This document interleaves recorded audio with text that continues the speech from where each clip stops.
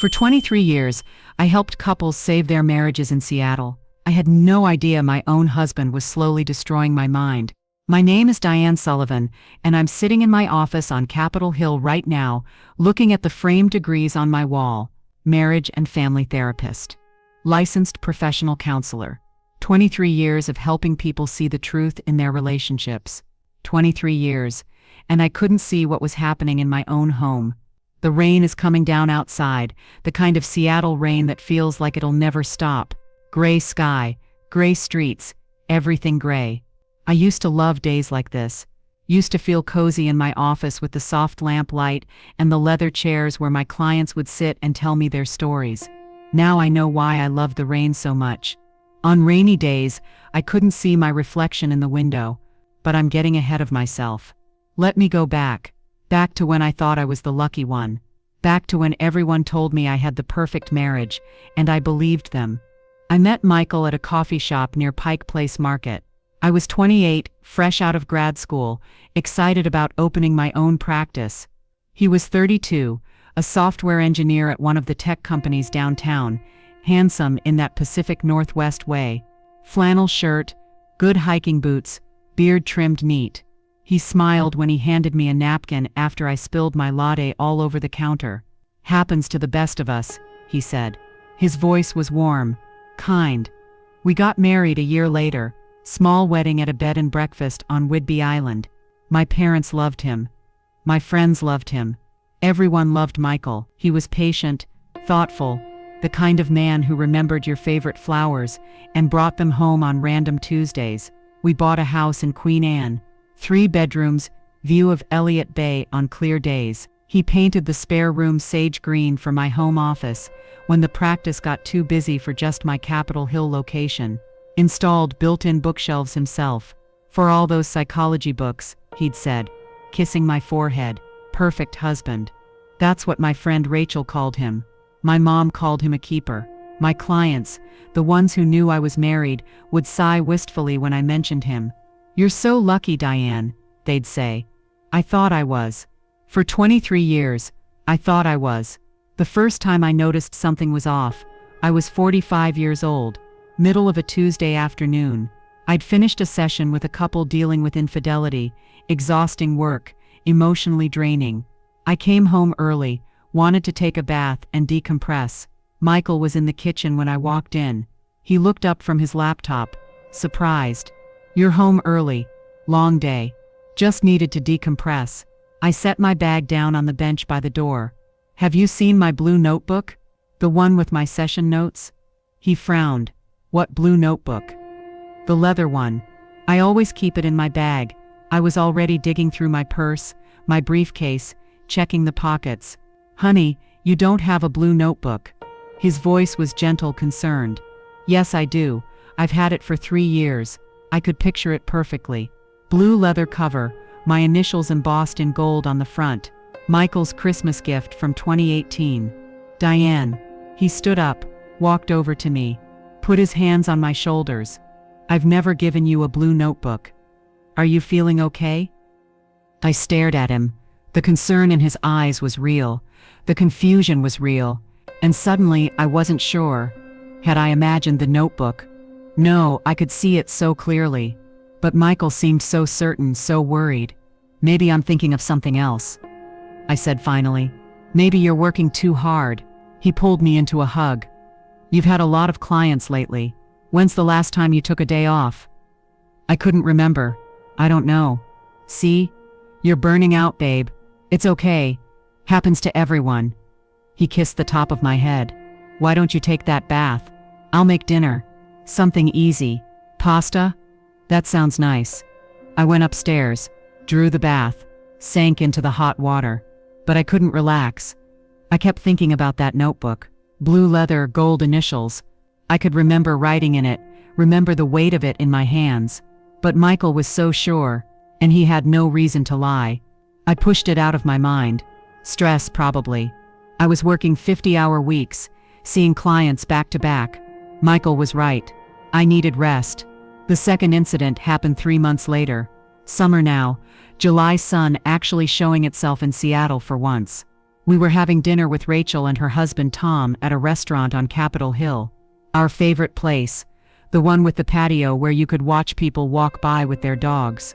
I was telling a story about a trip Michael and I took to the San Juan Islands the previous summer, kayaking near Friday Harbor, seeing orcas in the wild. Michael's face went confused. "What are you talking about?" "The kayaking trip. Last July. The orcas, remember? We stayed at that little inn on San Juan Island." Rachel and Tom were watching us, smiling, waiting for the story. "Diane, we didn't go kayaking last summer." Michael's voice was patient, but there was something underneath. Worry. Pity. "Yes, we did. We rented kayaks from Honey. We went to Portland last July. Your conference, remember? The Marriage and Family Therapy Conference at the Convention Center. You presented a workshop." He reached across the table, took my hand. "You even joked about how you'd rather be at the beach." My face went hot. Rachel's smile had faded. Tom was looking at his wine glass. "I did present at that conference. I remembered it.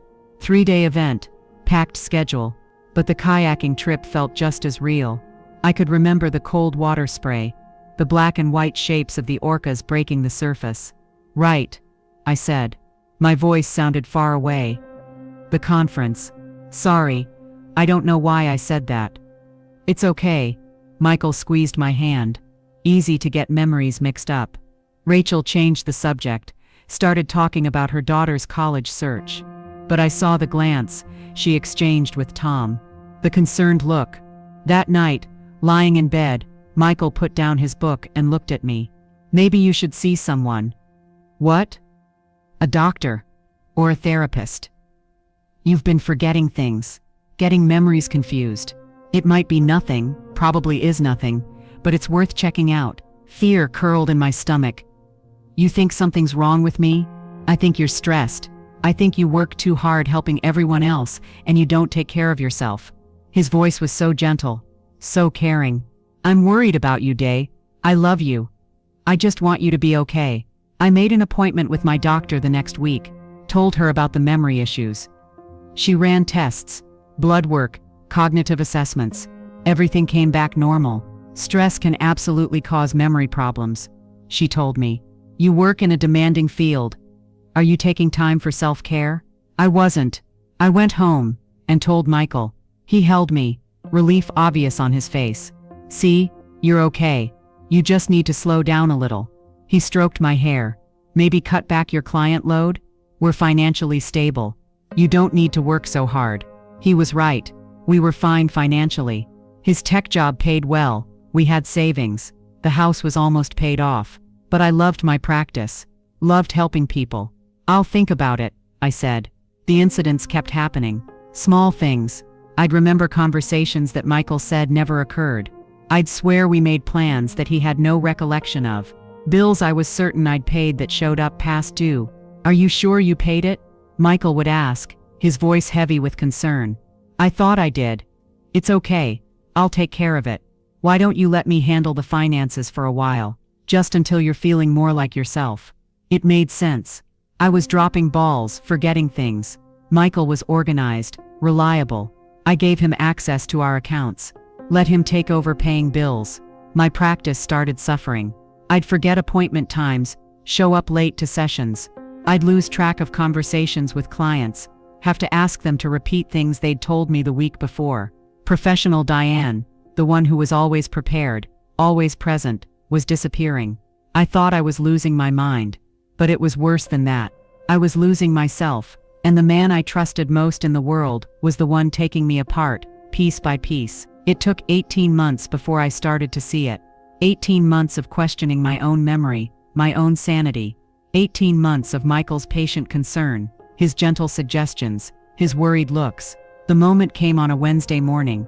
I was in my Capitol Hill office between sessions. My 10 a.m. had canceled, gave me an unexpected hour alone. I was organizing files when I found it. A folder tucked in the back of my filing cabinet. Inside were copies of emails. My emails, from my personal account, the one I used for therapy workshops and professional correspondence. Emails I'd written to colleagues, to conference organizers, to friends, but they weren't quite right. The words were mine, The account was mine, but the content was slightly off. Professional emails that were just a little too casual. Messages to friends that mentioned plans I hadn't made, complaints I hadn't voiced. My hands started shaking. I pulled up my email on my laptop, searched for these same messages, found them. But the versions on my computer were different from the printed copies in the folder. Different words, different tone. Someone had been in my email. Someone had printed altered versions. Someone was building a case that I was unstable, unreliable, confused. I sat there in my office chair, rain drumming on the windows, and felt reality shift. Not me. I wasn't losing my mind. Someone was making me think I was. And there was only one person with access to my email, to my accounts, to my daily life. Michael, the man I'd loved for 23 years, the man everyone called perfect, the man who'd been so patient, so concerned, so helpful as I fell apart. He was the one destroying me. I thought about every incident. The blue notebook I'd insisted existed, had I imagined it, or had he taken it? The kayaking trip that never happened, had I made it up, or had we gone and he was lying? Every memory he'd questioned, every moment he'd made me doubt myself. Gaslighting. That's what we called it in therapy. When someone manipulates you into questioning your own reality. I'd helped dozens of clients through it, written papers on it, taught workshops about recognizing the signs, and I'd never seen it happening to me. I couldn't breathe. The office felt too small, the walls too close. I grabbed my keys, my phone, locked the door behind me, walked out into the Seattle rain, without a coat. I walked for hours. Through Capitol Hill, down to Pike Place Market, along the waterfront. The rain soaked through my clothes, plastered my hair to my head. People looked at me. This wet woman in business, casual walking like she had somewhere to go, and nothing to get there for. I ended up on the Aurora Bridge, stood there watching the water below, traffic rushing past behind me. This was where people came when they'd lost all hope. This was where Seattle kept its desperate vigil. I wasn't suicidal, but I understood why people came here. When everything you thought was real turns out to be a lie, when the ground disappears beneath your feet, when you can't trust your own mind, where else is there to go? My phone buzzed. Michael, where are you? Getting worried. You missed your 2 p.m. appointment. I stared at the message, saw it for what it was. Control disguised as care. Monitoring disguised as concern. I texted back. I'm fine. Need some air. In this weather, you'll catch cold. Come home. I'll make soup.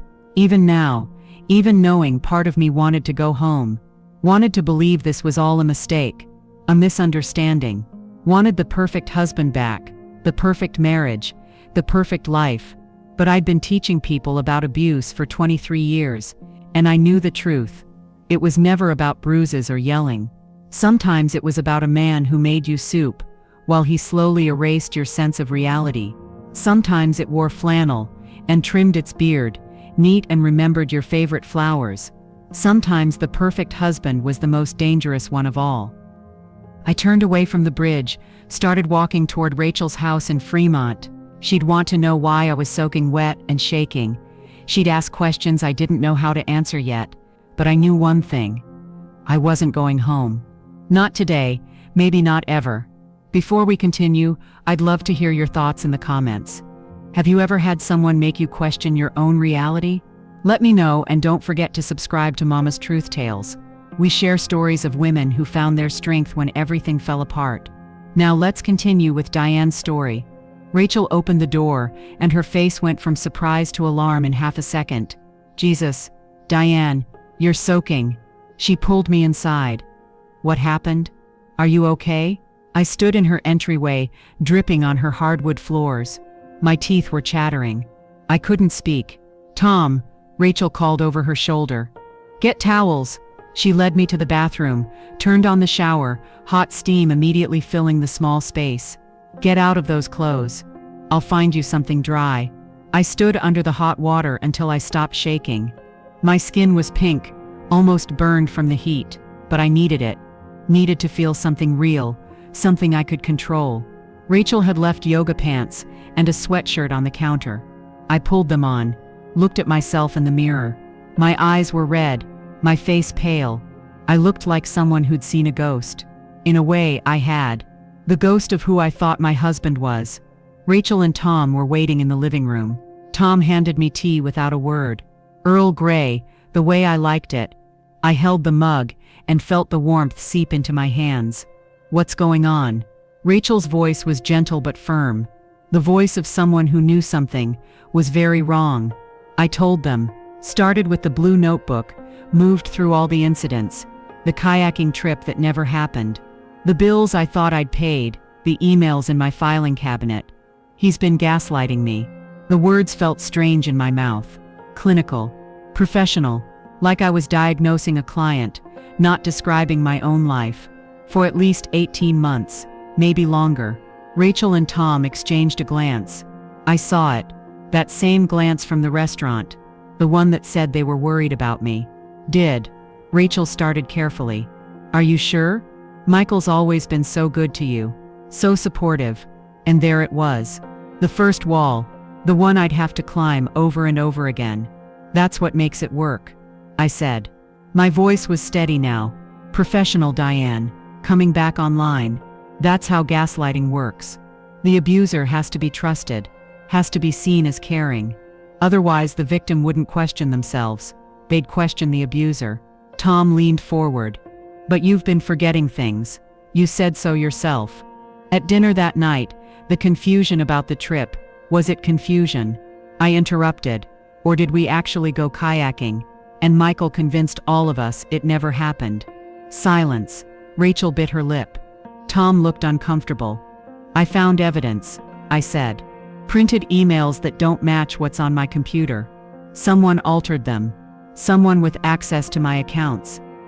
Have you considered that maybe the stress?" Rachel stopped when she saw my face. "I'm a licensed therapist, Rash. I've been treating abuse victims for 23 years. I know what I'm seeing." But even as I said it, doubt crept in. Michael's voice in my head. "Are you sure? Are you certain? Maybe you're confused. Maybe you need help." "Where's your phone?" Tom asked suddenly. I pulled it from my pocket. He took it, opened the settings, started scrolling. Location services on, sharing location with Michael. He looked up at me. "Did you know that?" I hadn't. "He probably set it up. Said it was for safety." Tom kept scrolling. "He has access to your email, your calendar, your photos." He turned the screen toward me. "Everything." Rachel's face had changed. She was seeing it now, or starting to. "Even if he's not," she hesitated. "Even if this is all a misunderstanding, that's a lot of access. That's not normal." My phone buzzed. Michael getting really worried now. "It's been 3 hours. Please let me know you're safe." Then another. "Rachel just texted asking if you're okay. Are you with her? Why didn't you tell me?" "He's monitoring your communications," Tom said quietly. I looked at Rachel. "You texted him." She had the grace to look ashamed. "I was worried. You showed up soaking wet, talking about abuse. I just wanted to make sure he knew you were safe." Safe. The word felt hollow. I'd never be safe, as long as Michael could track my every move, read my every message, monitor my every breath. Tom stood up. "We need to document everything. The emails, the financial access, the phone monitoring. Build a case." "A case for what?" I asked. "There's no law against making your wife think she's crazy." "No, but you're a licensed professional. If he's been interfering with your practice, if he's been damaging your professional reputation." Tom was a lawyer, I remembered, corporate law, but still, he knew how these things worked. My phone buzzed again. "Michael, I'm coming to Rachel's. We need to talk." "He's coming here," I said. Rachel stood up. "I'll tell him you're not ready to see him." "No." I stood too. My legs felt shaky, but I stayed upright. "I need to face him. Need to see if I can tell the difference now. Between the truth and the performance." 20 minutes later, Michael's Subaru pulled up outside. I watched from the window. He got out, and even from a distance, I could see the concern on his face, the worry. The perfect husband, coming to check on his unstable wife. Rachel let him in. He barely looked at her. His eyes found me immediately. Diane, thank God. He moved toward me, but I stepped back. Hurt flashed across his face. What's wrong? Rachel said you were upset. Are you okay? Am I okay? I repeated. That's what you want to ask me. I've been worried sick. You missed appointments. You wouldn't answer my calls, because I needed space. I needed to think. About what? His voice was so gentle, so patient. Baby, what's going on? Did something happen at work? I watched him, really watched him. The micro expressions, the body language, all the things I taught clients to look for in their partners. And I saw it. The calculation behind the concern, the control behind the care. I found the emails. I said, nothing. Not even a flicker. What emails? The altered ones. In my filing cabinet. I don't understand what you're talking about. He looked at Rachel and Tom. Do you guys know what she means? And there it was. The play to the audience. Making them doubt me. Question me. Making me the unstable one, the confused one. Don't do that, I said. My voice was shaking but firm. Don't try to make them think I'm crazy. I know what you've been doing. Diane, you're not crazy. You're stressed. You've been working too hard. Stop. I held up my hand. Stop gaslighting me. I know that's what this is. I know what you've been doing. For months, maybe years. Making me question my memory, my judgment, my sanity, taking over my finances, my accounts, my life. All while playing the concerned husband. Michael's face crumpled. Tears actually came to his eyes. I don't understand where this is coming from. I've only ever tried to help you, to support you. You were struggling, forgetting things. And you made me forget things. My voice was getting louder. You took my notebook. You lied about our trips. You altered my emails. You made me think I was losing my mind, so you could control me. That's not true. He turned to Rachel. She's been under so much stress. I've been trying to get her to see someone, to take a break from work. This paranoia, these accusations, it's a sign she needs help. And I saw it work. Saw the doubt creep back into Rachel's face. Michael was so sincere, so hurt, so confused. How could this caring man be an abuser? Show me your phone, Tom said suddenly. Michael blinked. What? Your phone. Show me your text messages with Diane. Your email access. Your app permissions. I don't have to show you anything. This is between me and my wife. Then show her. Tom crossed his arms. If you have nothing to hide, prove it. The mask slipped, just for a second. Michael's face went hard, cold. Then the concern was back, but I'd seen it. The real him underneath. I'm not playing these games, Michael said. Diane, if you need space, fine, take space. But don't make me the villain, because you're having a breakdown. Breakdown. That's what he'd tell everyone. That's how he'd explain my accusations. His wife had a breakdown. Poor Michael. Such a good husband, dealing with such a difficult situation. Get out, I said. Diane, get out. I was screaming now. Tom moved to stand between us. Get out, and don't contact me. Don't call. Don't text. Don't come to my office. Stay away from me. Michael's face went through several emotions. Hurt, anger, confusion, fear, finally landed on resigned sadness. Okay, if that's what you need. But I love you, and when you're ready to talk, I'll be here. He left. Rachel closed the door behind him, stood with her back against it. Her face was pale. I saw it, she whispered. At the end, when Tom asked for his phone, his face changed. Just for a second, but I saw it. I sank onto the couch, started crying. Big, gulping sobs that came from somewhere deep in my chest. Rachel sat next to me, pulled me against her. Didn't say anything, just held me, while I broke apart. I stayed with Rachel and Tom that night. The next day, I went to my office, canceled all my appointments for the week, called the state licensing board and reported what I'd discovered. We take allegations of professional misconduct very seriously, the woman on the phone told me. But Mrs. Sullivan, without concrete evidence, it's difficult to. I have evidence. Altered emails, financial records, phone monitoring. That sounds like a personal matter, unless he interfered directly with your clients or your practice. He had, though. He'd made me miss appointments, made me look unprofessional, made my clients question whether I was competent to help them. But I couldn't prove it was deliberate. That was the genius of gaslighting. Everything looked like my failure, not his manipulation. I called a lawyer. Not Tom, someone who specialized in domestic abuse cases. Her name was Patricia Chen.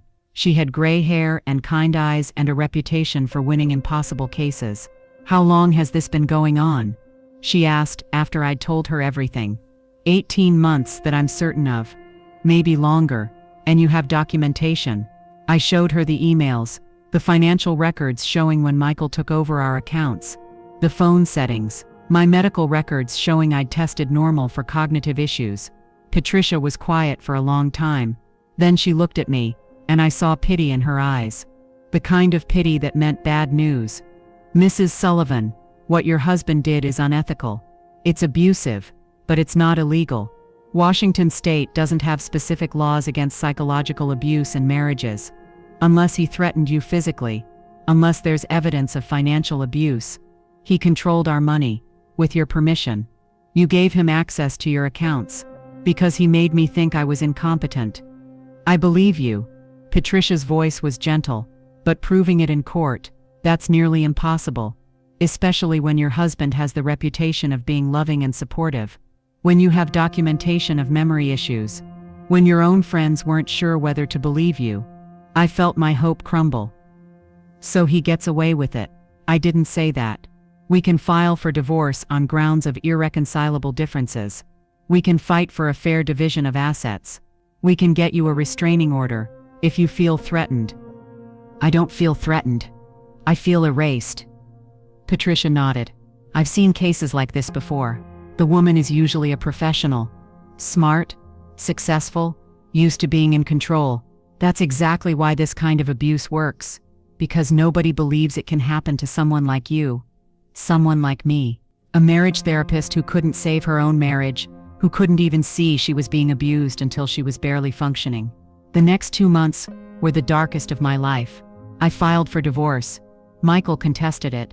Of course. Played the devastated husband who just wanted his wife to get help. Our friends divided. Some believed me. Most didn't. How could Michael, sweet Michael, perfect Michael, be capable of such cruelty? My practice suffered.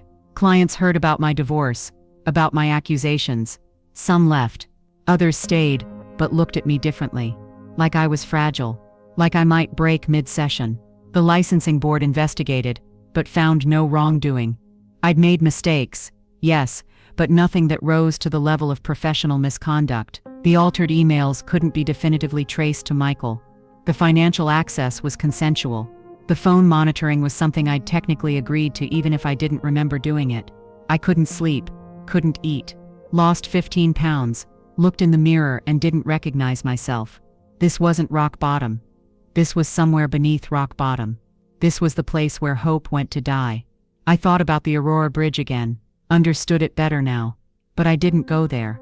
Instead, I went somewhere else. A support group for abuse survivors, held in the basement of a church on Queen Anne.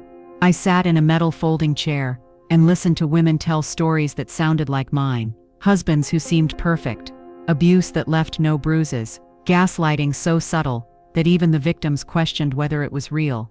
An older woman named Gloria spoke that night.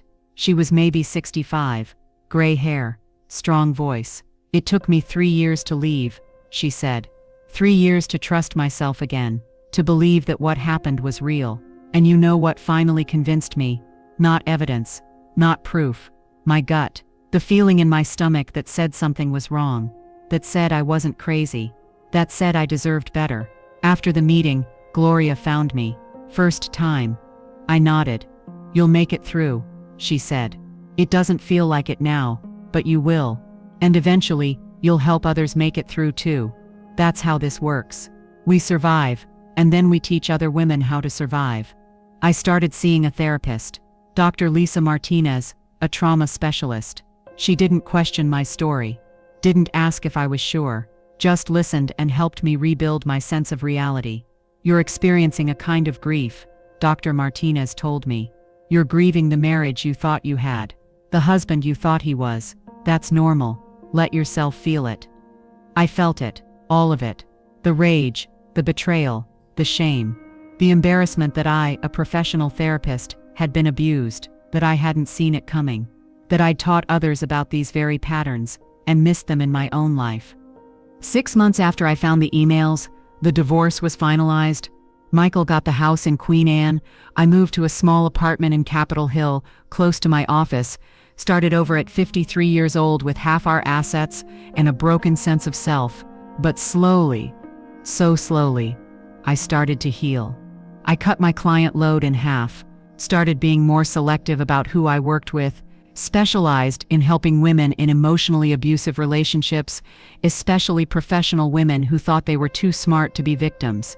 I started a blog, called it The Therapist's Therapist. Wrote about my experience, about gaslighting, about how abuse doesn't always look like what we expect. The response was immediate and overwhelming. Thousands of women writing to say they'd experienced the same thing, that they'd thought they were alone. The blog became a podcast. The podcast became a YouTube channel. The YouTube channel became a platform. Within a year, I had 100,000 followers, women sharing their stories, supporting each other, learning to trust themselves again. A producer from TEDx Seattle reached out, wanted me to give a talk about recognizing emotional abuse. I said yes. I stood on that stage at McCaw Hall, lights hot on my face, and told my story to 2,000 people. Told them about the Blue Notebook, and the kayaking trip, and the Aurora Bridge. Told them about being a marriage therapist who couldn't save her own marriage, about being smart and educated, and still becoming a victim. The video went viral, 5 million views in 2 months. My platform exploded. I was invited to speak at conferences, to consult with domestic violence organizations, to train therapists on recognizing subtle abuse patterns. I wrote a book, Gaslit, A Therapist's Journey Through Emotional Abuse. It hit the New York Times bestseller list. The money from it allowed me to expand my practice, to offer sliding scale rates for women who couldn't afford therapy. I'm 53 years old now, 5 years out from the divorce. My platform has grown to 500,000 followers across all channels.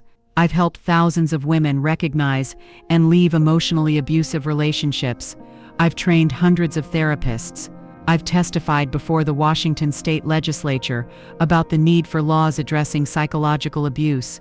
And I'm happy. Not the shallow happiness I had when I thought I had a perfect marriage. Real happiness. The kind that comes from surviving something terrible and using that survival to help others. Do I still have hard days? Of course. I still second-guess myself sometimes. Still catch myself questioning my own memory, my own judgment. That's the gift Michael left me. The wound that never fully heals, but I'm learning to trust myself again. Learning that my gut was right all along. That I wasn't crazy, that I deserved better. And I'm teaching other women the same thing. Through my platform, my practice, my speaking. Teaching them that emotional abuse is real. That gaslighting isn't just a buzzword. That you can be smart and successful, and still be a victim. That the perfect husband can be the most dangerous one. Last month, I got an email from a woman in her 40s. She'd watched my TED Talk, read my book, and finally left her husband after 15 years of gaslighting. "You saved my life," she wrote. "You helped me see that I wasn't losing my mind, that it was him, not me." That's why I do this work now. That's why I share my story over and over, even though it's painful, even though I still see pity in people's eyes sometimes, still hear whispers about how the marriage therapist couldn't save her own marriage. Because for every person who judges, there are 10 women who need to hear that they're not alone, that it's not their fault, that they can survive and rebuild and even thrive. I look at my life now, my small apartment with the view of downtown Seattle, my practice full of clients I actually want to help, my platform reaching women around the world, and I think about the woman standing on the Aurora Bridge 5 years ago. The woman who'd lost everything she thought was real. I wish I could tell her it would be okay. that the breaking was necessary, that on the other side of destruction was something better, something real, something worth fighting for. But she had to walk through the fire herself. We all do. The best I can do now is stand on the other side and light the way for other women walking through their own fires. If you're watching this and something in my story resonates with you, if you're questioning your own reality, if someone in your life is making you doubt yourself, trust your gut, trust that inner voice saying something is wrong.